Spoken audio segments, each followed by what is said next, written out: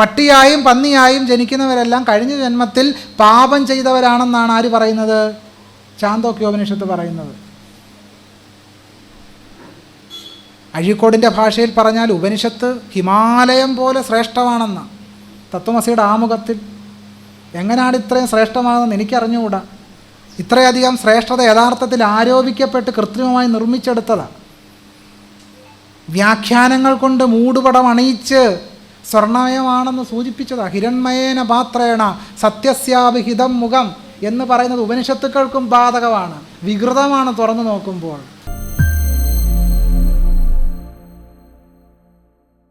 ഇപ്പം ഇന്നലെ RSSൻ്റെ മേധാവി മോഹൻ ഭാഗവത് പറഞ്ഞത്, പ്രത്യേകിച്ച് പഹൽഗാം സംഭവത്തിൻ്റെ പശ്ചാത്തലത്തിലാണ് പറഞ്ഞത്, രാജാവ് രാമായണത്തിലെ രാമനെ പോലെ ആയിരിക്കണം. ബഹുകേമം. ഞാൻ ആ രാമനെ പറ്റി പറഞ്ഞു തുടങ്ങിയാൽ ഇവിടെ ഒന്നും അവസാനിക്കത്തില്ല കാര്യങ്ങൾ. പണ്ഡിറ്റ് മദൻ മോഹൻ മാളവ്യ കേരളത്തിൽ വന്നു, കോട്ടയത്ത് തിരുനക്കര മൈതാനത്ത്. മദൻ മോഹൻ മാളവ്യ ഈഴവരോട് പറഞ്ഞു, നിങ്ങൾ രാമനാമം ജപിക്കണം. സഹോദരൻ അയ്യപ്പനും CO കരുണാകരനും വേദിയിൽ എഴുന്നേറ്റ് നിന്നു. എന്നിട്ട് ചോദിച്ചു, നിങ്ങൾ പറയുന്നത് ആ ദശരഥപുത്രനായ രാമൻ്റെ കാര്യം തന്നെ അല്ലേ? നിങ്ങൾ പറയുന്നത് ആ ദശരഥപുത്രനായ രാമൻ്റെ കാര്യം തന്നെയാണല്ലോ, അതായത് വേറെ മഹാന്മാരുടെ കാര്യമൊന്നും അല്ലല്ലോ പറയുന്നതെന്നാണ് സഹോദരൻ അയ്യപ്പൻ്റെ ചോദ്യത്തിൻ്റെ കാതൽ. മാളവ്യ വന്നു എന്ന പേരിലൊരു ലേഖനം എഴുതി സഹോദരൻ അയ്യപ്പൻ പറഞ്ഞു, ജോർജ് രാജ്യത്തിന് പകരം രാമരാജ്യം വന്നാൽ പണ്ഡിറ്റും മറ്റും നാക്കറുക്കലും ഈയമുരുക്കിയൊഴിക്കലും തുടങ്ങുവാൻ മടിക്കയില്ലെന്നുള്ളതല്ലാതെ ഇതുകൊണ്ട് യാതൊരു പ്രയോജനവുമില്ല എന്നാണ് പറഞ്ഞത്. ജോർജ് രാജ്യം എന്ന് പറഞ്ഞാൽ ബ്രിട്ടീഷ് കൊളോണിയൽ ഭരണത്തെപ്പറ്റിയാണ് പറയുന്നത്. അതിനു പകരം രാമരാജ്യം വന്നാൽ മനുഷ്യർക്ക് കടക്കപ്രതി ഉണ്ടാവില്ല, നാക്കറുത്തെടുക്കുമെന്നാണ് സഹോദരൻ അയ്യപ്പൻ പറഞ്ഞത്. ഈ സഹോദരൻ അയ്യപ്പനെയാണ് നമുക്ക് വീണ്ടെടുക്കേണ്ടത്. ഇന്ത്യൻ ഇതിഹാസ പുരാണ പാഠപാരമ്പര്യങ്ങൾക്കെതിരായ ഒരു വിമർശന സ്ഥാനം സൃഷ്ടിച്ച, വിമർശനാത്മകമായൊരു പന്താവ് സൃഷ്ടിച്ച അയ്യപ്പൻ്റെ പാരമ്പര്യത്തെയാണ് നമ്മൾ വീണ്ടെടുക്കേണ്ടത്. സയൻസ് ദശകം എഴുതിയ അയ്യപ്പനെയാണ് നമുക്ക് വീണ്ടെടുക്കേണ്ടത്. അങ്ങനെയാണ് കാര്യങ്ങളെ നോക്കിക്കാണേണ്ടത് എന്നുള്ളതാണ്. ഇതിഹാസ പുരാണ പാഠങ്ങളെ മാത്രമല്ല, ബ്രാഹ്മണ സാഹിത്യത്തെ ആകെ പഠന വിധേയമാക്കിയ അംബേദ്കർ അത്തരം കൃതികളിൽ നിന്ന് ജനാധിപത്യമോ മതനിരപേക്ഷയോ കണ്ടെടുത്തുകൊണ്ടല്ല മുന്നോട്ടു പോയത്. പകരം ഇത്തരം കൃതികളെ വിമർശനാത്മകമായി പരിശോധിക്കുകയും ആധുനികമായ ജനാധിപത്യ മൂല്യങ്ങളും ആധുനിക അർത്ഥത്തിലുള്ള സമത്വം, സ്വാതന്ത്ര്യം, സാഹോദര്യം തുടങ്ങിയവയ്ക്കുമാണ് ഡോക്ടർ BR അംബേദ്കർ വില കൽപ്പിച്ചത്, മൂല്യം കൽപ്പിച്ചത്. ബ്രഹ്മത്തെ സംബന്ധിച്ച പഠനത്തിൽ ബ്രഹ്മത്തിൽ ജനാധിപത്യം കണ്ടെത്തുകയായിരുന്നില്ല അംബേദ്കർ. മറിച്ച് ഇത്തരം പുരാതന സങ്കല്പങ്ങളിൽ പണിതുയർത്തുന്ന ജനാധിപത്യം ദുർബലമായിരിക്കുമെന്നുകൂടി അംബേദ്കർ പറഞ്ഞു വെക്കുന്നു. ശാസ്ത്രചരിത്രകാരിയും ചിന്തകയുമായ പ്രൊഫസർ മീരാനന്ദ അവരുടെ പ്രോഫറ്റ് ഫേസിംഗ് ബാക്ക്വേർഡ് എന്ന ഗ്രന്ഥത്തിൽ പറയുന്നു, നമ്മുടെ ഭൂതകാല നേട്ടങ്ങൾ സമ്പൂർണ്ണമായി സംരക്ഷിക്കുകയും കൈമാറുകയും ചെയ്യേണ്ടത് നമ്മുടെ ഉത്തരവാദിത്വമല്ല, എന്നാൽ ശ്രേഷ്ഠമായ ഭാവി സമൂഹത്തെ സൃഷ്ടിക്കുക എന്നതാണ് പ്രധാനം. ഇതാണ് മീരാനന്ദയുടെ വാക്കുകൾ. മതാത്മകമായൊരു പാഠം ഉറപ്പിക്കപ്പെടുമ്പോൾ അതിൽ നിന്നും മതനിരപേക്ഷമായ പാഠങ്ങൾ കണ്ടെടുത്തുകൊണ്ട് മതത്തോടുള്ള ആശ്രിതത്വത്തെ പ്രോത്സാഹിപ്പിക്കുന്ന സാമൂഹ്യ ചുറ്റുപാടുകൾ അതിലൂടെ മാറ്റിയെടുക്കാം എന്ന് കരുതാൻ സാധിക്കുമോ എന്നാണ് മീരാനന്ദ ചോദിക്കുന്നത്. കുറച്ചുകൂടെ ലളിതമായി പറഞ്ഞാൽ, മതനിരപേക്ഷമായി ഈ ഗ്രന്ഥങ്ങളെ വ്യാഖ്യാനിച്ചുകൊണ്ട് മതത്തോടുള്ള ജനങ്ങളുടെ ആശ്രിതത്വം അവസാനിപ്പിക്കാൻ കഴിയുമോ? കഴിയില്ല. പിന്നെന്താണ് പോം വഴി? സാമൂഹിക ബന്ധങ്ങളെ മാറ്റിയെടുക്കുമ്പോൾ ജനമസ്തിഷ്കത്തിലെ ആശയങ്ങളും അനിവാര്യമായി മാറുമെന്നത് ശിശു സഹജമായൊരു വിശ്വാസം മാത്രമാണ് എന്നുകൂടി മീരാനന്ദ നിരീക്ഷിക്കുന്നുണ്ട്. നമ്മൾ പൊതുവെ പറയുന്നതാണല്ലോ, സാമ്പത്തിക അസമത്വം മാറിയാൽ ഇന്ത്യയിലെ ജാതി അസമത്വങ്ങളെല്ലാം പരിഹരിക്കപ്പെടും, ജാതി മൂല്യങ്ങൾ പരിഹരിക്കപ്പെടും, ജാതി മൂല്യങ്ങൾ ആളുകൾ കൈയൊഴിയും എന്നാണ് നമ്മൾ പൊതുവെ കാണുന്നത്. പക്ഷേ വലിയ രീതിയിലൊരു മിഡിൽ ക്ലാസ് സൃഷ്ടിക്കപ്പെട്ടു, സാമ്പത്തികമുള്ള ഒരു മധ്യവർഗം സൃഷ്ടിക്കപ്പെട്ടപ്പോൾ കേരളത്തിൽ സംഭവിച്ചെന്താണ്? കേരളത്തിൽ ക്ഷേത്രവൽക്കരണം കൂടുതൽ പ്രബലമായി ജാതിമൂല്യ വ്യവസ്ഥകൾ ഉറപ്പിക്കപ്പെടുക ചെയ്തത്. കാവുകളും കുളങ്ങളുമെല്ലാം ഏതെങ്കിലും ഒരു കാരണവർ പൂജിച്ചുകൊണ്ടിരുന്ന ഒരു കാവ് കയ്യിൽ ഇഷ്ടം പോലെ പൈസ വന്നപ്പോൾ എന്ത് സംഭവിച്ചു? ജ്യോത്സ്യനെ വിളിച്ചു വരുത്തി അഷ്ടമംഗല ദേവപ്രശ്നം, താമ്പൂല പ്രശ്നം, സ്വർണ്ണ പ്രശ്നം, കയ്യിൽ പൈസ ഉണ്ട്, ഇഷ്ടം പോലെ ധനം. അപ്പോൾ നമ്പൂതിരിയെ വിളിച്ചുകൊണ്ട് വന്നു. പൂജയായി, വഴിപാടായി, പരിപാടിയായി. ഇന്നലെ വരെ ഒരു ആലിൻ്റെ ചവിട്ടിൽ ഒരു വിളക്ക് കത്തിച്ചത് ആല് വെട്ടി മാറ്റിയിട്ട് ഭയങ്കരം ശ്രീകോവിലും ക്ഷേത്രവും പണിതിട്ട് പൂജയുമായിട്ട് അങ്ങനെ മുന്നോട്ട് പോവുക. 10,000-40,000 ലക്ഷക്കണക്കിന് രൂപ സാധാരണക്കാരായ ആളുകളിൽ നിന്നും മധ്യവർഗത്തിൽ നിന്നും പിഴിഞ്ഞെടുക്കുന്ന ഒരു വ്യവസ്ഥയായി ഈ പൗരോഹിത്യ ബ്രാഹ്മണ്യം മാറി എന്നുള്ളതാണ്. അവിടെയാണ് മീരാനന്ദയുടെ വാക്കുകൾ. സാമൂഹിക ബന്ധങ്ങളെ മാറ്റിയെടുത്താൽ മാത്രം പോരാ, അങ്ങനെ മാത്രം പോരാ, ജനമസ്തിഷ്കങ്ങളിലെ ആശയങ്ങൾ കൂടി മാറണം എന്നുള്ളതാണ് ഇവിടെ സൂചിപ്പിക്കുന്നത്. മറ്റൊരു പോയിന്റ്, മഹാഭാരതത്തിൻ്റെ ബ്രാഹ്മണീകരിക്കപ്പെട്ട സംസ്കൃത പാഠത്തെ നിഷേധിക്കുന്ന വിധ്വംസകമായ പ്രാദേശിക നാടോടി ആഖ്യാനങ്ങൾ കീഴാള അടരിലുണ്ട്. എന്താണ് അടുത്ത പോയിന്റ്? മഹാഭാരതത്തിൻ്റെ ബ്രാഹ്മണീകൃതമായ സംസ്കൃത പാഠത്തെ, അല്ലെ രാമായണത്തെ, അല്ലെ പുരാണത്തിൻ്റെ ബ്രാഹ്മണീകൃതമായ പാഠങ്ങളെ നിഷേധിക്കുന്ന കീഴാള അടരുകളുണ്ട്. അപ്പോൾ കീഴാള അടരുകളെ വീണ്ടെടുത്താൽ നമുക്ക് എന്ത് ചെയ്യാൻ കഴിയും? മഹാഭാരതത്തിൻ്റെ ഹിന്ദുത്വവൽക്കരണത്തെ തടയിടാൻ കഴിയും. ഇനി അതാണ് പരിശോധിക്കുന്നത്. അങ്ങനെ തടയിടാൻ കഴിയുമോ? യഥാർത്ഥത്തിൽ ബ്രാഹ്മണ മതത്തിന് ബദലായി ആശയങ്ങൾ ആവിഷ്കരിച്ച ബുദ്ധനെ തന്നെ പിൽക്കാലത്ത് വിഷ്ണുവിൻ്റെ അവതാരമാക്കി മാറ്റിക്കൊണ്ട് ബുദ്ധൻ്റെ ആശയങ്ങളെ ബ്രാഹ്മണവൽക്കരിക്കുന്നതിന് വൈദിക ഹിന്ദുമതത്തിന് കഴിഞ്ഞിട്ടുണ്ട്. അത് നമ്മൾ കാണാതെ പോകരുത്. കീഴാളമെന്ന് വിശേഷിപ്പിക്കാവുന്ന പലതിനെയും വളരെ എളുപ്പം സാംശീകരിക്കുന്നതിന് ബ്രാഹ്മണ മതത്തിന് സാധിച്ചിട്ടുണ്ട്. ആണല്ലോ. കാളി ആരുടെ ദൈവമായിരുന്നു? കാളി ശബരർ എന്ന് പറയുന്ന ഗോത്ര നിവാസികളുടെ ദൈവമായിരുന്നു. ബാണഭട്ടൻ്റെ ഹർഷചരിതത്തിൽ കാളിയെ പൂജിക്കുന്ന ശബരർ എന്ന് പറയുന്ന ആദിവാസി ഗോത്രങ്ങളെപ്പറ്റി കാദംബരിയിലും ഹർഷചരിതത്തിലും പരാമർശമുണ്ട്. ഇപ്പോൾ കാളിയെ പൂജിക്കുന്ന ആരാ? പൗരോഹിത്യ ബ്രാഹ്മണ്യം. പുരിയിലെ ജഗന്നാഥ ക്ഷേത്രം, ആ ജഗന്നാഥ ക്ഷേത്രത്തിലെ ആദിമകാലത്തെ ദൈവസങ്കല്പത്തെ പൂജിച്ചുകൊണ്ടിരുന്നത് ശബരർ എന്ന് പറയുന്ന ഗോത്രനിവാസികളായിരുന്നു. പുരി ജഗന്നാഥ ക്ഷേത്രം ഇപ്പോൾ ആരുടെ കൈകളിലാണ്? പൗരോഹിത്യ ബ്രാഹ്മണ്യത്തിൻ്റെ കൈകളിലാണ്. തിരുപ്പതി ക്ഷേത്രത്തെ സംബന്ധിച്ച് സ്കന്ദപുരാണത്തിൽ പറയുന്നത്, തിരുപ്പതി ക്ഷേത്രം ആദ്യകാലത്ത് ചാമകൃഷി ചെയ്തിരുന്ന ആദിവാസികളുടെ സങ്കേതമായിരുന്നു തിരുപ്പതി എന്ന് സ്കന്ദപുരാണത്തിലെ തിരുപ്പതി മഹാത്മ്യം പറയും. പക്ഷേ ആര്യബ്രാഹ്മണർ ഈ പ്രദേശം അധിനിവേശിച്ചതോടുകൂടി ചാമകൃഷി ചെയ്ത ആദിവാസികൾ പുറത്തായി, ബ്രാഹ്മണരകത്തുമായി.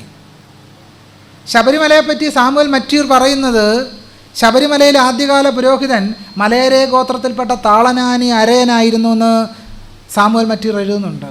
ശബരിമല ഇപ്പോൾ ആരുടെ കൈകളിലായി? ആലപ്പുഴ ജില്ലയിലെ തിരുപ്പുലിയൂർ ഗ്രന്ഥവരിയിൽ പറയുന്നത്, കൂന്തൽ എന്നൊരു ഭൂതം അതിന് ശാസ്താവായി നിവേദ്യം. ബ്രാഹ്മണർ വരുന്നതിന് മുമ്പ് തിരുപ്പുലിയൂർ ക്ഷേത്രത്തിൽ ആരെയാണ് പൂജിച്ചുകൊണ്ടിരുന്നത്? കൂന്തൽ എന്ന് പറയുന്നൊരു ഭൂതത്തെ. കൂന്തൽ എന്നൊരു ഭൂതം അതിന് ശാസ്താവായി നിവേദ്യം. കൂന്തലിനെ ബ്രാഹ്മണർ ആരാക്കി മാറ്റി? ശാസ്താവാക്കി മാറ്റി. സുഗതകുമാരിയുടെ ഒരു കവിതയുണ്ടല്ലോ, എൻ്റെ കൃഷ്ണനെയും നിങ്ങൾ അപഹരിച്ചു, എൻ്റെ കണ്ണനെയും നിങ്ങൾ അപഹരിച്ചു. ONV. യഥാർത്ഥത്തിൽ ഇന്ത്യൻ ബ്രാഹ്മണ്യത്തിൻ്റെ ചരിത്രം മോഷണത്തിൻ്റെ ചരിത്രമാണ്. തസ്കര വീരചരിതം എന്ന് വേണമെങ്കിൽ പറയാം. മറ്റുള്ളവരുടെ ദൈവസങ്കല്പങ്ങളെ സ്വാംശീകരിച്ച് മറ്റുള്ളവരുടെ ദൈവസങ്കല്പങ്ങളെ പിടിച്ചടക്കി കീഴടക്കിയാണ് ഇന്ത്യൻ ബ്രാഹ്മണ്യം, പൗരോഹിത്യ ബ്രാഹ്മണ്യം വളർന്ന് പന്തലിച്ച് തടിച്ചു കൊഴുത്ത് മേധസുറ്റിരിക്കുന്നത്. സ്വന്തമായ ദൈവസങ്കല്പം പോലും ബ്രാഹ്മണ മതത്തിനില്ല എന്നുള്ളതാണ് ഇതിൽ നിന്ന് നമുക്ക് തെളിയുന്നത്. കീഴാള അടരിൽ നിലനിന്ന വ്രതം, മുണ്ടനം, പ്രദക്ഷിണം തുടങ്ങിയ അനുഷ്ഠാനങ്ങൾ ബ്രാഹ്മണ മതത്തിലേക്ക് സ്വാംശീകരിക്കപ്പെട്ടതിൻ്റെ ചരിത്ര പണ്ഡിതയായ വിജയ്നാഥ് അവരുടെ ഏറ്റവും പ്രധാനപ്പെട്ട ഗവേഷണ പ്രബന്ധമായ പുരാണാസ് ആൻഡ് അക്കൾച്ചറേഷൻ എന്ന് പറയുന്ന ഗ്രന്ഥത്തിൽ വിശദീകരിക്കുന്നുണ്ട്. അതായത് ഒരു ഘട്ടം വരെ വിധ്വംസക ശക്തിയായി വർത്തിക്കാമെങ്കിലും, വിധ്വംസകത്വം ഇല്ലെന്ന് ഞാൻ പറയുന്നില്ല, വിധ്വംസക ശക്തിയായി വർത്തിക്കാമെങ്കിലും ശാശ്വതമായ വിധ്വംസക രൂപമായി ഈ കീഴാള അടരുകളെപ്പോലും ചരിത്രത്തിൽ പ്രവർത്തിക്കണമെന്നില്ല. ബ്രാഹ്മണേതരരായരുടെ കാവുകളും കൊട്ടങ്ങളും പതികളും ബ്രാഹ്മണ ക്ഷേത്രങ്ങളായി മാറുന്നതിൻ്റെ ചരിത്രം ഇതിനോട് ബന്ധപ്പെടുത്തി നോക്കേണ്ടതാണ്. ജ്ഞാനസിദ്ധാന്തപരമായി തന്നെ ഉരുവം കൊള്ളുന്ന ബദൽ വിധ്വംസക പ്രസ്ഥാനങ്ങളെ സ്വായത്തമാക്കാൻ ഹിന്ദുത്വ ശക്തികൾക്ക് ഏറെ പ്രയാസപ്പെടേണ്ടി വരുന്നില്ല. കീഴാള അടരിലുള്ളതാണെങ്കിലും അംബേദ്കർ സൂചിപ്പിച്ചതുപോലെ ഏതൊരു യുക്തിചിന്തയെ നിഷേധിക്കുന്ന, ധാർമ്മികതയുടെ ഏതൊരു ഭാഗവും നിഷേധിക്കുന്ന കഥയും ചിന്താഗതികളും സൂക്ഷ്മ വിമർശനത്തിന് വിധേയമാക്കേണ്ടതുണ്ട്. മീരാനന്ദ പറയുന്നത് പോലെ മിത്തും സത്യവും തമ്മിലുള്ള അനന്യതയാണ് ഹിന്ദുത്വ പ്രത്യയശാസ്ത്രത്തിൻ്റെ സാംസ്കാരിക നിർമ്മിതികൾ നിർമ്മിച്ചെടുക്കുന്നത്. എന്താണ് ഹിന്ദുത്വത്തിൻ്റെ അടിത്തറ? മീരാനന്ദ പറയുന്നു, മിത്തും സത്യവും തമ്മിലുള്ള അനന്യതയിലാണ് ഹിന്ദുത്വം നിലകൊള്ളുന്നത്. മിത്തിനെ ചരിത്രമാക്കുന്നു, മിത്തും ചരിത്രം ഒന്നാണെന്ന് പറയുന്നു, രാമൻ ചരിത്രപുരുഷനാണെന്ന് പറയുന്നു, കൃഷ്ണൻ ചരിത്രപുരുഷനാണെന്ന് പറയുന്നു. ഇങ്ങനെ മിത്തും ചരിത്രവും ഒരു അനന്യതയുള്ള പ്രതിഭാസമാണ് എന്ന് സ്ഥാപിച്ചെടുക്കുക വഴിയാണ് ഹിന്ദുത്വം അതിൻ്റെ ചരിത്ര സൃഷ്ടി പൂർത്തീകരിക്കുന്നത്. അതുകൊണ്ട് ഇക്കാര്യത്തിൽ നമ്മൾ തികഞ്ഞ വിമർശനാത്മകമായ അവബോധമുള്ളവരായിരിക്കണം എന്നാണ് മീരാനന്ദ പറഞ്ഞു വെക്കുന്നത്. മറ്റൊന്ന്, ഇന്ത്യൻ ഇതിഹാസ പാരമ്പര്യത്തെ ചരിത്രപരമായും സാംസ്കാരികപരമായും അഭിസംബോധന ചെയ്യുന്നതിന് വേണ്ടിയാണ് മതനിരപേക്ഷമായി ഇതിനെയൊക്കെ വ്യാഖ്യാനിക്കുന്നത് എന്നാണ് ഒരു പ്രധാനപ്പെട്ട വ്യാഖ്യാനം. അതിനുവേണ്ടി എന്താണ്? ഗാന്ധിജിയുടെ രാമരാജ്യ സങ്കല്പത്തെയാണ് പ്രധാനമായി അതിനുവേണ്ടി ഉപയോഗിക്കുന്നത്. ഗാന്ധി പറയുന്നൊരു വാക്യമുണ്ട്, എൻ്റെ രാമൻ ദശരഥപുത്രനോ സീതാപതിയോ അയോധ്യാധിപനോ ഒന്നുമല്ല, അത് എൻ്റെ മനസ്സിലെ സത്യബോധത്തിൻ്റെ പേരാണ്. രാമൻ എന്താണ്? എൻ്റെ മനസ്സിലെ സത്യബോധത്തിൻ്റെ പേരാണ്. വാൽമീകി രാമായണത്തിലെ രാമനും അങ്ങനെ ഒരാളാണ്. ഇത്രയും വാചകങ്ങൾ കൊട്ടേഷനിലാണ് വായിച്ചത്. എന്ന് പറഞ്ഞാൽ എൻ്റെ വാക്കുകളല്ല ഇതൊന്നും, ഇത്രയും വാക്കുകൾ എൻ്റെ വാക്കുകളല്ല. ഇത് മതനിരപേക്ഷമായി കെട്ടഴിച്ച് വിടാൻ വേണ്ടി ശ്രമിച്ചവരുടെ വാക്കുകളാണ്. മഹാഭാരതത്തെയും രാമായണത്തെയും കെട്ടഴിച്ച് വിടാൻ വേണ്ടി പറഞ്ഞവരാണ് ഈ വാക്കുകൾ, അവരുടേതാണ് ഈ വാക്കുകൾ. ആ വാക്കുകൾ ഒന്നും കൂടെ ശ്രദ്ധിക്കുക. ആ വാക്കുകൾ ശ്രദ്ധിച്ചാൽ മാത്രമേ തുടർന്നുള്ള സംഭാഷണം ക്ലിയർ ആകത്തുള്ളൂ. എൻ്റെ രാമൻ ദശരഥപുത്രനോ സീതാപതിയോ അയോധ്യാധിപതിയോ ഒന്നുമല്ല, അത് എൻ്റെ മനസ്സിലെ സത്യബോധത്തിൻ്റെ പേരാണ്. വാൽമീകി രാമായണത്തിലെ രാമനും അങ്ങനെ ഒരാളാണ്. നമ്മുടെ തെരുവോരങ്ങളിലും നഗരചത്വരങ്ങളിലുമെല്ലാം കുലച്ചു വെച്ച അസ്ത്രവുമായി നിൽക്കുന്ന രാമൻ്റെ ചിത്രങ്ങൾ നിരനിരയായി അണിനിരന്നത്. മാനുഷാതയിൽ നിന്ന് അങ്ങനെ ഒരു ചിത്രമായി രാമൻ മാറി. വാൽമീകി ഭാവന ചെയ്തത് അങ്ങനെ ഒരാളെ അല്ല. കൊട്ടേഷനാണ് വാചകം, ഉദ്ധരണിയാണ്.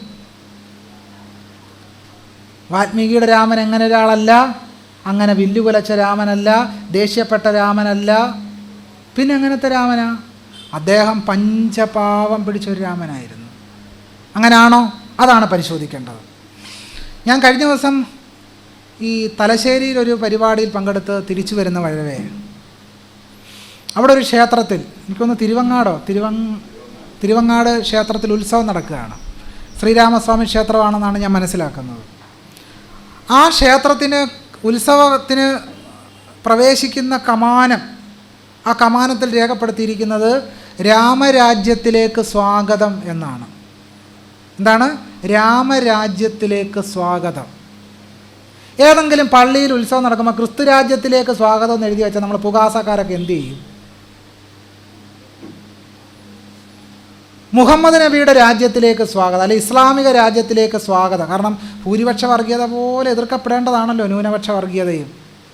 പക്ഷേ രാമരാജ്യത്തിലേക്ക് സ്വാഗതം എന്ന് എഴുതി വെച്ചാൽ നമുക്കൊരു പ്രശ്നവുമില്ല. പക്ഷേ ക്രിസ്തു രാജ്യത്തിലേക്ക് സ്വാഗതം എന്ന് എഴുതിയാൽ അപ്പം നമ്മൾ പൂങ്കുല പോലെ വിറയ്ക്കാൻ തുടങ്ങും. കാരണം ന്യൂനപക്ഷ വർഗീയത ഭൂരിപക്ഷ വർഗീയത പോലെ പ്രശ്നമാണ്. പക്ഷേ രാമരാജ്യത്തിലേക്ക് സ്വാഗതം എന്ന് കണ്ടാൽ നമുക്ക് പ്രശ്നമില്ല. അതിങ്ങനെ നോക്കിയിട്ട് നമ്മളിങ്ങനെ സ്വാഭാവികമായിട്ട് നടന്നങ്ങ് പോകും. അതൊരു പ്രശ്നമാണ് നമുക്ക് തോന്നാത്ത എന്തുകൊണ്ടാണ്? ആ പ്രശ്നമാണ് നമുക്ക് ചർച്ച ചെയ്യേണ്ടത്. ഭരണഘടനാ ജനാധിപത്യം നിലനിൽക്കുന്ന ഒരു രാജ്യത്ത് രാമരാജ്യത്തിലേക്ക് സ്വാഗതം എന്ന് എഴുതി വെച്ചാൽ യഥാർത്ഥത്തിൽ ഇന്ത്യൻ ഭരണഘടനയെ അപമാനിക്കലാണ്. രാമരാജ്യം സമത്വവും സ്വാതന്ത്ര്യവും ഉറപ്പുവരുത്തുന്ന രാജ്യസങ്കല്പമാണോ? അല്ല. അത് ഗാന്ധിയുടെ മനസ്സിൽ മാത്രമുള്ളതാണ്. ചരിത്രത്തിൽ ജീവിച്ചിട്ടില്ല. അത് ചരിത്രത്തിൽ ജീവിക്കുന്ന ഗാന്ധി കണ്ടിട്ടുമില്ല. അതിനൊരു തെളിവ് പോലും ഇല്ല. ക്ഷത്രം ബ്രഹ്മമുഖം ജാസീത് വൈശ്യാഹ ക്ഷത്രമനുവ്രതാഹ എന്നാണ് വാൽമീകി രാമായണത്തിൽ രാമരാജ്യത്തെ പറ്റി പറയുന്നത്. ബ്രാഹ്മണർ പറയുന്നതനുസരിച്ച് ക്ഷത്രിയന്മാർ ജീവിച്ചു, ക്ഷത്രിയന്മാർ പറയുന്നതനുസരിച്ച് വൈശ്യന്മാർ ജീവിച്ചു, ശൂദ്രന്മാർ ദ്വിജന്മാരുടെ പാദസേവ ചെയ്ത് കഴിഞ്ഞുകൂടി. ഇതായിരുന്നു രാമരാജ്യം എന്ന് പറഞ്ഞാൽ ചാതുർവർണ്ണത്തിൻ്റെ അടിസ്ഥാനത്തിൽ ശ്രേണീകൃതമായൊരു ലോകജീവിതം നിലനിന്നിരുന്ന സ്ഥലമായിരുന്നു രാമരാജ്യം. രാമരാജ്യത്തിൽ എവിടാണ് സമത്വം? രാമരാജ്യത്തിൽ എവിടാണ് സ്വാതന്ത്ര്യം? രാമരാജ്യത്തിൽ എവിടാണ് സാഹോദര്യം? സമത്വമോ സ്വാതന്ത്ര്യമോ സാഹോദര്യമോ രാമരാജ്യത്തിലില്ല. അപ്പം ഇവിടുത്തെ വാദം എന്താണ്? നമ്മൾ നഗരചത്വരങ്ങളിൽ വേദികളിൽ ഒക്കെ പോകുമ്പോൾ വില്ല് കുലച്ച് നിൽക്കുന്ന ദേഷ്യപ്പെട്ട് നിൽക്കുന്ന രാമനെയാണ് നമ്മൾ കാണുന്നത്. വാൽമീകിയുടെ രാമൻ അങ്ങനെ ഒരാളല്ല. അതുകൊണ്ട് ഇനി നമുക്ക് വാൽമീകി രാമായണമാണ് ഇനി യഥാർത്ഥത്തിൽ പരിശോധിക്കേണ്ടത്. അപ്പം മതനിരപേക്ഷമായി കെട്ടഴിച്ചു വിടുന്നവരുടെ വാദം എന്താണ്? വാൽമീകിയുടെ രാമൻ പഞ്ചപാവൻ രാമനാണ്, യഥാർത്ഥത്തിൽ കാണുന്ന രാമൻ. ഹിന്ദുത്വം ചിത്രങ്ങളായി പോസ്റ്ററുകളായി പ്രചരിപ്പിക്കുന്ന രാമൻ വാൽമീകിയുടെ രാമനല്ല, അത് വേറെ രാമൻ. സംഗതി പിടികിട്ടിയോ? വാൽമീകിയുടെ രാമൻ മതനിരപേക്ഷ രാമൻ. ഹിന്ദുത്വവാദികളുടെ രാമൻ എന്താണ് നമ്മളിനി പ്രത്യേകിച്ച് പറയേണ്ടതില്ലല്ലോ. എൻ്റെ വാദം വാൽമീകിയുടെ രാമനെ തന്നെയാണ് നഗരചത്വരങ്ങളിൽ നമ്മൾ കാണുന്നത്. വാൽമീകി രാമായണം വായിച്ച ഒരാളെന്ന നിലയ്ക്ക് എൻ്റെ സുചിന്തിതമായ അഭിപ്രായം അതാണ്. അല്ലാതെ വാൽമീകി പറയാത്തൊരു രാമനെ ഇവിടുത്തെ ഹിന്ദുത്വവാദികൾ എടുത്തിട്ടില്ല, കൊണ്ട് നടക്കുന്നുമില്ല. വാൽമീകി രാമായണത്തിൽ പറഞ്ഞ അതേ രാമനെ തന്നെയാണ് ഹിന്ദുത്വവാദികൾ കൊണ്ട് നടക്കുന്നത്. വാൽമീകിയുടെ രാമൻ ക്രൗര്യം പ്രകടിപ്പിക്കാത്ത കരുണയുടെ മൂർത്തിയല്ല വാൽമീകിയുടെ രാമൻ. വാൽമീകിയുടെ രാമൻ ബ്രാഹ്മണ്യത്തിൻ്റെ വക്താവാണ്. വനവാസത്തിന് തയ്യാറായ രാമൻ തൻ്റെ ധനം ബ്രാഹ്മണർക്ക് ദാനം ചെയ്യാനാണ് ആഗ്രഹിക്കുന്നത്. താൻ ആർജിച്ച ധനം മുഴുവൻ ബ്രാഹ്മണർക്കുള്ളതാണെന്ന് വാൽമീകിയുടെ രാമൻ പറയുന്നുണ്ട്. ബ്രവീമി സത്യേന നദേസ്മയന്ത്രണാം ധനം ഹി യദ്യൻ മമ വിപ്രകാരണാത് ഭവൽസു സമ്യക് പ്രതിപാദനേന തൻ മയാർജിതം ചൈവ യശസ്കരം ഭവേത്. കൗസല്യോട് പറയുകയാണ്, ആ ബ്രാഹ്മണരെ ഇഞ്ഞു വിളിക്കുക, എൻ്റെ ധനം മുഴുവൻ അവർക്ക് ദാനം ചെയ്യൂ. കുചേലവൃത്തം വഞ്ചിപ്പാട്ട് നമ്മൾ പഠിച്ചിട്ടുണ്ട്. അഴിമകൾ ഒരുമിച്ചൊരു കട്ടിലിന്മേൽ അന്നേരം 7-ാം മാളിക മുകളിൽ ഇരുന്നരുളും 7 ഉലകുവാഴിയായ തമ്പുരാനത്രയും താഴത്തൻ്റെ വയസ്യനെ ദൂരത്തു കണ്ടു. കണ്ടാൽ എത്ര കഷ്ടം, എത്രയും മുഷിഞ്ഞ ജീർണ വസ്ത്രം കൊണ്ടു തെറ്റുടുത്തിട്ട് ഉത്തരീയവും ഇട്ടു. മുഷിഞ്ഞ ജീർണവസ്ത്രം ധരിച്ച കുചേലനെ കണ്ടിട്ട് കൃഷ്ണൻ വേപതുഗാത്രനായി, കണ്ണുകളിൽ നിന്ന് കണ്ണുനീർ ധാരതായി ഒഴുകാൻ തുടങ്ങി. ഒരിക്കൽ പോലും കേരളീയ സമൂഹം കുചേലവൃത്തം വഞ്ചിപ്പാട്ട് പാടിയവരൊന്നും ഒരിക്കൽ പോലും ചോദിച്ചില്ല, കുചേലൻ എന്തുകൊണ്ട് 10 വാഴ നട്ടുകൂടാ, എന്തുകൊണ്ട് അദ്ദേഹം ഒരു ചേമ്പെങ്കിലും നട്ടില്ല? ചോദിക്കില്ല മലയാളികൾ. കാരണം ബ്രാഹ്മണ്യത്തോട് ബ്രാഹ്മണ മതത്തോട് സവിശേഷമായ മലയാളിയുടെ അനുഭാവം. അതുകൊണ്ട് അവരധ്വാനിക്കാതിരിക്കുന്നത് നമ്മുടെ പ്രശ്നമേ അല്ല. കൃഷ്ണൻ അനുഗ്രഹിക്കുകയാണ് കുചേലനെ. അങ്ങനെ കുചേലൻ്റെ എല്ലാ ദാരിദ്ര്യവും മാറി എന്നാണ് കുചേലവൃത്തം വഞ്ചിപ്പാട്ടിലും ഭാഗവതത്തിലെ കുചേലവൃത്തം കഥയിലും പറയുന്നത്. ശ്രദ്ധിക്കേണ്ട കാര്യം, കുചേലൻ എന്ന് പറയുന്ന ബ്രാഹ്മണനെ അല്ലാതെ മറ്റൊരബ്രാഹ്മണരെയും അവരുടെ പ്രശ്നങ്ങൾ കൃഷ്ണൻ പരിഹരിച്ചതിൻ്റെ ചരിത്രം ഭാഗവത പുരാണത്തിലില്ല. ബ്രാഹ്മണരെ മാത്രം അനുഗ്രഹിച്ച ചരിത്രം മാത്രമേ കൃഷ്ണനുള്ളൂ. എന്നിട്ടാണ് പറയുന്നത് കൃഷ്ണൻ എങ്ങനെയുള്ള ദൈവമാണ്? സബ്വേഴ്സീവ് പൊട്ടൻഷ്യലുള്ള ദൈവമാണെന്നാണ് പറയുന്നത്. എന്ത് സബ്വേഴ്സീവ് പൊട്ടൻസി? ബ്രാഹ്മണരെ മാത്രമേ സഹായിച്ചിട്ടുള്ളൂ. കീഴാളരെ, ബഹുജനങ്ങളെ സഹായിച്ചൊരു പാരമ്പര്യം കൃഷ്ണചരിത്രത്തിൽ നാം കാണുന്നില്ല എന്നുള്ളതാണ് നാം തിരിച്ചറിയേണ്ട ഏറ്റവും പ്രധാനപ്പെട്ട വിഷയം. ബാലിയെ വധിച്ച രാമൻ തൻ്റെ പ്രവൃത്തിയെ ന്യായീകരിക്കുന്നത് താൻ മനുവിൻ്റെ ധർമ്മശാസ്ത്രമനുസരിച്ചാണ് പ്രവർത്തിച്ചത് എന്നാണ്. ശ്രൂയതേ മനുനാ ഗീതൗ ശ്ലോകൗ ചാരിത്രവത്സലൗ ഗൃഹീതൗ ധർമ്മകുശലൈസ്തഥാ തശ്ചരിതം മയ എന്ന് വാൽമീകി രാമായണം കിഷ്കിന്ധാകാന്ഡം സർഗം 18 ശ്ലോകം 30. മനുവിൻ്റെ വാക്യമനുസരിച്ചാണ് ഞാൻ ആരെ കൊന്നത്? ബാലിയെ കൊന്നത്. ആരാണ് മനു? മനുസ്മൃതി എഴുതിയ മനു തന്നെ. പശുവിൻ്റെയും ബ്രാഹ്മണൻ്റെയും ഇച്ഛയെ മുൻനിർത്തിയാണ് താൻ താടകയെ വധിക്കുന്നതെന്നും വാൽമീകിയുടെ രാമൻ പറയുന്നു. ഗോബ്രാഹ്മണ ഹിതാർത്ഥായ ദേശസ്യ ച ഹിതായ ച തവച്ചൈവാപ്രമേയസ്യ വചനം കർത്തുമുദ്യത. പശുവിൻ്റെയും ബ്രാഹ്മണൻ്റെയും ഹിതത്തിന് വേണ്ടിയാണ് താൻ ആരെ കൊന്നത്? താടകയെ കൊന്നത്. താടക എന്തെങ്കിലും തെറ്റ് രാമനോട് ചെയ്തോ? ചെയ്തില്ല. പക്ഷേ എന്തിനു വേണ്ടിയാണ് രാമൻ താടകയെ കൊന്നത്? പശുവിൻ്റെയും ബ്രാഹ്മണൻ്റെയും ഹിതം നടപ്പിലാക്കാൻ വേണ്ടി. പറയുന്ന ആരാണ്? ശ്യാംകുമാർ സ്വയം സൃഷ്ടിച്ച ശ്ലോകമാണോ? അല്ല, വാൽമീകി രാമായണത്തിലുള്ളത് ഉദ്ധരിക്കുകയാണ് ചെയ്യുന്നത്. വാൽമീകി രാമായണത്തിൽ അവതരിക്കപ്പെട്ടിട്ടുള്ള രാമൻ്റെ കഥ ഇന്ത്യൻ ഭരണഘടനയുടെ ആമുഖത്തിൽ പ്രതിപാദിച്ചിട്ടുള്ള സമത്വം, സ്വാതന്ത്ര്യം, സാഹോദര്യം, സാമൂഹിക നീതി, മതനിരപേക്ഷത, ജനാധിപത്യം എന്നീ മൂല്യങ്ങൾക്കും ആശയങ്ങൾക്കും വിരുദ്ധമാണെന്ന കാര്യം എല്ലാവരും ശ്രദ്ധിക്കണമെന്ന് ഡോക്ടർ കെ.എസ്. ഭഗവാൻ എഴുതുന്നുണ്ട്. ഭഗവാന്റെ വാക്കുകൾ ശ്രദ്ധിക്കുക. എന്താണ് ഭഗവാൻ പറഞ്ഞത്? കെ.എസ്. ഭഗവാൻ പറയുന്നത്, രാമൻ്റെ ഈ കഥയിലെ മൂല്യങ്ങൾ ഇന്ത്യൻ ഭരണഘടന മുന്നോട്ട് വെക്കുന്ന സാമൂഹ്യ നീതിക്കെതിരാണെന്നാണ് ഡോക്ടർ കെ.എസ്. ഭഗവാൻ പറഞ്ഞത്. The riddles of Rama and Krishna എന്ന തൻ്റെ വിഖ്യാതമായ പ്രബന്ധത്തിൽ ഡോക്ടർ ബി ആർ അംബേദ്കർ പറയുന്നത്, രാമൻ ദുർബലനും ഭീരുവുമായിരുന്ന ഒരു ഏകാധിപതിയായിരുന്നു എന്നും തൻ്റെ പേരും പെരുമയും സംരക്ഷിക്കാൻ അതിനീച പദ്ധതി ആവിഷ്കരിച്ച ഒരാളാണ് രാമനെന്നുമാണ്. വേണമെങ്കിൽ എനിക്ക് എൻ്റെ സ്വന്തം ഭാഷയിൽ ഇത് പറയാം കേട്ടോ. പക്ഷേ പറഞ്ഞാൽ എന്താ പ്രശ്നം എന്ന് വെച്ചാൽ, അംബേദ്കർ പറഞ്ഞാൽ പ്രശ്നമില്ല, നമ്മൾ പറഞ്ഞാൽ പ്രശ്നമാണ്. രാമനെ അപമാനിച്ചു എന്ന പേരിൽ നമ്മളെ പിടിച്ച് ജയിലിലിടാം. അതുകൊണ്ട് അംബേദ്കറിനെയൊക്കെ വെച്ചിട്ട് ഇനിയിപ്പോൾ ഈ ഇതിഹാസ പുരാണ പാഠങ്ങളെ വിമർശിക്കാൻ കഴിയൂ എന്ന നിലയിലേക്ക് നമ്മുടെ രാജ്യം പൊയ്ക്കൊണ്ടിരിക്കുക. അതുകൊണ്ട് അംബേദ്കർ പറഞ്ഞു, സഹോദരൻ പറഞ്ഞു, ഗാന്ധി പറഞ്ഞു എന്നൊക്കെ ഇനി നമുക്ക് പറയാൻ കഴിയൂ. നമ്മുടെ സ്വന്തം നിലയ്ക്ക് ഇതെൻ്റെ വാക്കുകളാണെന്ന് പറഞ്ഞാൽ അപ്പോഴേ UAPA ചാർത്തി നമ്മളെ ജയിലിലടയ്ക്കും. പിന്നെ അംബേദ്കർ പറഞ്ഞതുകൊണ്ട് പിന്നെ പ്രശ്നമില്ല. ഈ ലോകത്തിൽ ഗുണവാനും വീര്യവാനും ധർമ്മജ്ഞനും കൃതജ്ഞനും സത്യവാക്കും ദൃഢവ്രതനും ചാരിത്രയുക്തനും എല്ലാവർക്കും ഹിതനും വിദ്വാനും സമർത്ഥനും ഏവർക്കും പ്രിയപ്പെട്ടവനുമായ മഹാൻ ആരാണെന്ന ചോദ്യം വാൽമീകി രാമായണത്തിൽ ഉന്നയിക്കപ്പെടുന്നുണ്ട്. എന്നാൽ ഈ ചോദ്യങ്ങളുടെ എല്ലാം വിരുദ്ധ കോടിയിലാണ് രാമൻ നിൽക്കുന്നത്. ഉത്തരം രാമൻ ഇതൊന്നുമല്ല എന്ന് തന്നെയാണ്. ചാതുർവർണ്ണ്യമാണ് രാമനിൽ നിലകൊള്ളുന്ന ധർമ്മജ്ഞത്വം. വനത്തിൽ ഉപേക്ഷിക്കുമ്പോൾ സീതയോട് രാമൻ സത്യം പറയുന്നേയില്ല. ബ്രാഹ്മണഹിതത്തിനായി സദാ പ്രവർത്തിക്കുന്ന ഒരാൾ എങ്ങനെയാണ് സർവഭൂതഹിതനാവുന്നത്? രാമൻ പ്രിയദർശനാകുന്നത് ബ്രാഹ്മണർക്ക് മാത്രമാണ്, ശംഭൂകന് പോലും അല്ല. ശംഭൂകന് പ്രിയദർശനാണോ രാമൻ? അല്ല.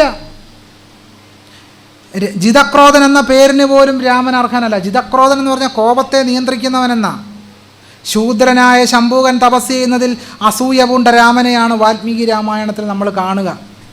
ഇങ്ങനെ ഇരിക്കെ ചരിത്രത്തിലില്ലാത്തതും ഗാന്ധിജി സങ്കല്പിച്ചെടുത്തതുമായ രാമനും വാൽമീകിയുടെ രാമനും ഒരാളാകുന്നത് എങ്ങനെയാണ്? ഇതെൻ്റെ ചോദ്യമാണ്.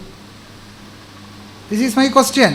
ഇങ്ങനെ ഇരിക്കെ ചരിത്രത്തിലില്ലാത്തതും ഗാന്ധിജി സങ്കല്പിച്ചെടുത്തതുമായ രാമനും വാൽമീകിയുടെ രാമനും ഒരാളാകുന്നത് എങ്ങനെയാണ്? സത്യത്തിൽ നമ്മുടെ തെരുവോരങ്ങളിലും നഗരചത്വരങ്ങളിലുമെല്ലാം കുലച്ചു വെച്ച അസ്ത്രവുമായി നിൽക്കുന്നത് വാൽമീകിയുടെ രാമൻ തന്നെയാണെന്ന് വാൽമീകി രാമായണം പരിശോധിച്ചാൽ അറിയാൻ കഴിയും. വാൽമീകിയുടെ രാമായണത്തെപ്പറ്റി പറയുന്നത് കരച്ചിലിൻ്റെ പിന്നാലെ പാഞ്ഞ കാവ്യമാണ്, അതികാവ്യമാണ് രാമായണം. കരച്ചിലിൻ്റെ പിന്നാലെ പായുകയായിരുന്നു. ശോകശ്ലോകത്വമാഗത എന്ന് 10-ാം നൂറ്റാണ്ടിന് ആനന്ദവർദ്ധനാചാര്യർ രാമായണത്തെപ്പറ്റി എഴുതി. ശോക ശ്ലോകത്വമാഗത, ദുഃഖത്തിൽ നിന്നും ശ്ലോകമുണ്ടായി. ശോക ശ്ലോകത്വമാഗത, ദുഃഖത്തിൽ നിന്നും ശ്ലോകമുണ്ടായി, ദുഃഖത്തിൽ നിന്നും കാവ്യമുണ്ടായി. മാനിഷാദ പ്രതിഷ്ഠാത്വമഗമ ശാശ്വതീ സമാഹ യത് ക്രൗഞ്ചമിഥുനാദേകം അവധി കാമമോഹിതം. ഇണപക്ഷികളിൽ ഒന്നിനെ വേടൻ അമ്പെയ്തിട്ടപ്പോൾ അതിൽ നിന്നുള്ള ദുഃഖത്തിൽ നിന്നാണ് വാൽമീകിയുടെ തൂലികയിൽ നിന്ന് രാമായണം പിറന്നു എന്നാണ് കഥ. നോക്കൂ, രാമൻ ഇത്രയധികം ജാതിഹിംസ കാണിച്ചിട്ടും അതിനെതിരെ വാൽമീകി തൂലിക ചലിപ്പിച്ചിട്ടില്ല, ഒന്നും ചെയ്തിട്ടില്ല. ഒന്നും.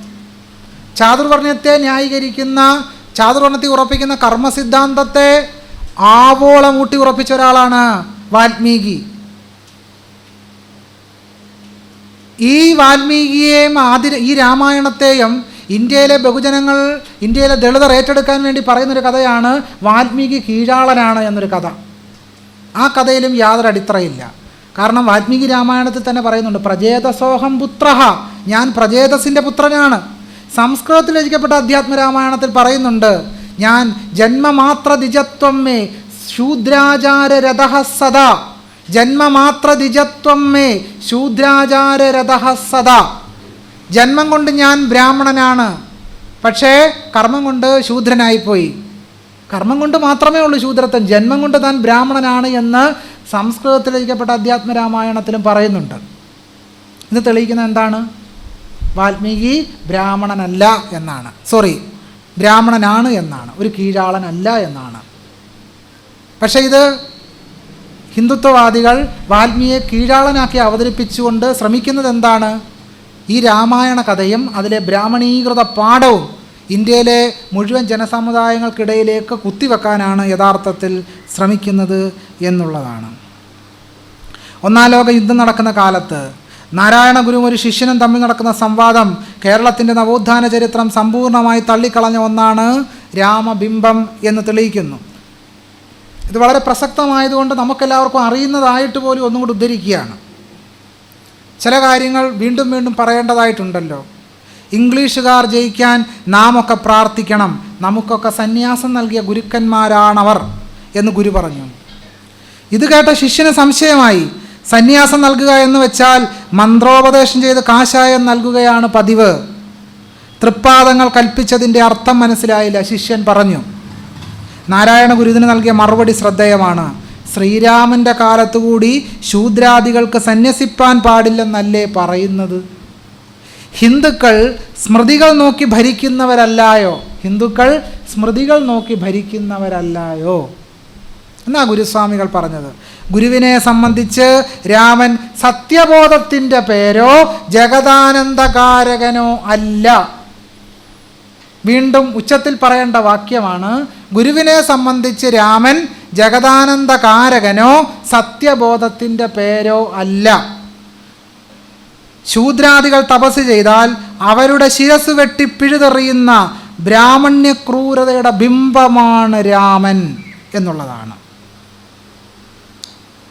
യുവാൽ നോവ ഹരാരി അദ്ദേഹത്തിൻ്റെ ഹോമോ ദിയൂസ് എന്ന് പറയുന്ന ഗ്രന്ഥത്തിൽ എഴുതും, ചരിത്രം എന്നത് ഒരൊറ്റ കഥാതന്തുവല്ല, മറിച്ച് ആയിരക്കണക്കിനായ സമാന്തര കഥകളാണ്. അതിൽ ഒരെണ്ണം നാം പറയുവാനായി തിരഞ്ഞെടുക്കുമ്പോൾ നമ്മൾ അതോടൊപ്പം മറ്റെല്ലാ ചരിത്രങ്ങളെയും നിശബ്ദമാക്കുക കൂടിയാണ് ചെയ്യുന്നത്. ഇത് പറയാൻ എന്താണ് കാരണം? കേരളത്തിൻ്റെ നവോത്ഥാന ധാരകൾ തെള്ളിക്കളഞ്ഞ രാമബിംബത്തിൻ്റെ ചരിത്രം നിശബ്ദമാക്കുകയും ഗാന്ധിയുടെയും ത്യാഗരാജൻ്റെയും രാമബിംബങ്ങൾ മാത്രം ഒരൊറ്റ തന്തുവായി കണ്ടെടുക്കപ്പെടുകയും അവതരിപ്പിക്കപ്പെടുകയും ചെയ്യുന്നതിലൂടെ ചരിത്രത്തെ സമഗ്രമായി ദർശിക്കുന്നതിൽ നിന്നും വഴിതെറ്റിക്കുന്ന കാഴ്ചപ്പാടാണ് സൃഷ്ടിക്കപ്പെടുക. ഇതാണ് അടിസ്ഥാനപരമായ പ്രശ്നം. ഈ പ്രശ്നം നമ്മൾ കാണാതിരുന്നുകൂടാ. മറ്റൊരു കേന്ദ്ര പ്രമേയം ഉപനിഷത്തുക്കളിൽ പുരോഗമനപരമായ ഒരു അംശമുണ്ട് എന്നുള്ളതാണ് മറ്റൊരു വാദം. അത് സുകുമാർ അഴീക്കോടിന് മുമ്പ് തന്നെ ഇത്തരം ഒരു വാദങ്ങളുണ്ട്. അത് അഴീക്കോടിൽ തുടങ്ങുന്നതുമല്ല, പൗരസ്ത്യവാദികളായ ചിന്തകരിൽ നിന്ന് ആരംഭിക്കുന്നതാണ്.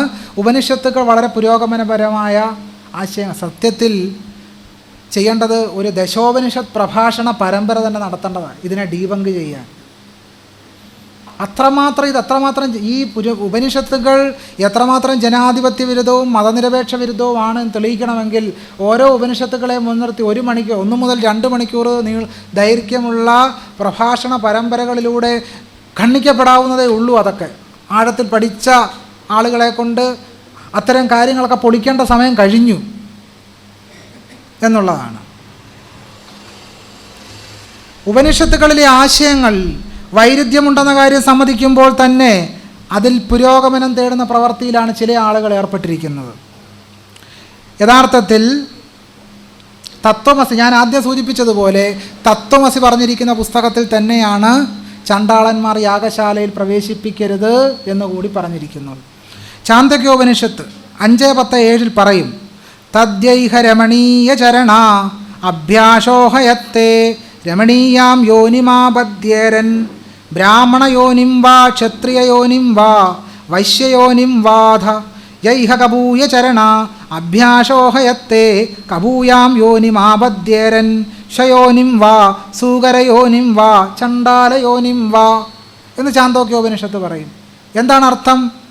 അവരിൽ, ശങ്കരാചാര്യരുടെ ഭാഷ്യത്തിൻ്റെ മലയാള തർജ്ജമയാണ് ഉദ്ധരിക്കുന്നത്, അവരിൽ ആ അനുശയികളിൽ ആരാണോ ഈ ലോകത്തിൽ ശോഭനമായ ശീലത്തോടു കൂടിയിരിക്കുന്നത് അവർ ശോഭനമായ യോനി, അതായത് ബ്രാഹ്മണ യോനിയെയോ ക്ഷത്രിയ യോനിയെയോ പ്രാപിക്കുക എന്നുള്ളത് ശീഘ്രം തന്നെ ഉണ്ടാകുന്നതാണ്. പിന്നെ ഏവർ ഈ ലോകത്തിൽ അശോഭനശീലന്മാരായിരിക്കുന്നുവോ അവർ അശോഭനമായ യോനിയെ, അതായത് ശൂദ്രയോനിയെയോ സൂകരയോനിയെയോ ചണ്ടാളയോനിയെയോ പ്രാപിക്കുക എന്നുള്ളത് വേഗത്തിലുണ്ടാവും. സംഗതി എന്താണ്? പൂന്താനം ജ്ഞാനപ്പാനയിൽ പറയുമല്ലോ, ചണ്ടകർമ്മങ്ങൾ ചെയ്തവൻ ചാകുമ്പോൾ ചണ്ടാള കുലത്തിങ്കൽ പിറക്കുന്നു എന്ന കാര്യമാണ് ലളിതമായ, കുറച്ചും കൂടെ സംസ്കൃതത്തിൽ കർക്കശമായ ഭാഷയിൽ ചാന്തോക്യോപനിഷത്ത് പറയുന്നത്. പട്ടിയായും പന്നിയായും ജനിക്കുന്നവരെല്ലാം കഴിഞ്ഞ ജന്മത്തിൽ പാപം ചെയ്തവരാണെന്നാണ് ആര് പറയുന്നത്? ചാന്തോക്യോപനിഷത്ത് പറയുന്നത്. അഴീക്കോടിൻ്റെ ഭാഷയിൽ പറഞ്ഞാൽ ഉപനിഷത്ത് ഹിമാലയം പോലെ ശ്രേഷ്ഠമാണെന്ന്. തത്വമസിയുടെ ആമുഖത്തിൽ എങ്ങനെയാണ് ഇത്രയും ശ്രേഷ്ഠമാണെന്ന് എനിക്കറിഞ്ഞുകൂടാ. ഇത്രയധികം ശ്രേഷ്ഠത യഥാർത്ഥത്തിൽ ആരോപിക്കപ്പെട്ട് കൃത്രിമമായി നിർമ്മിച്ചെടുത്തതാണ്. വ്യാഖ്യാനങ്ങൾ കൊണ്ട് മൂടുപടം അണിയിച്ച് സ്വർണമയമാണെന്ന് സൂചിപ്പിച്ചതാണ്. ഹിരൺമയേന പാത്രേണ സത്യസ്യാഭിഹിതം മുഖം എന്ന് പറയുന്നത് ഉപനിഷത്തുക്കൾക്കും ബാധകമാണ്, വികൃതമാണ്. തുറന്നു നോക്കുമ്പോൾ സത്യസ്യാഭിഹിതം മുഖം, തുറന്നു നോക്കുമ്പോൾ ആ സത്യം നമ്മളെ വേദനിപ്പിക്കും. അതുകൊണ്ട് ആരും പൊതുവെ തുറന്നു നോക്കാനോ തുറന്നു പറയാനോ താല്പര്യപ്പെടാറില്ല. സത്യസ്യാഭിഹിതം മുഖം.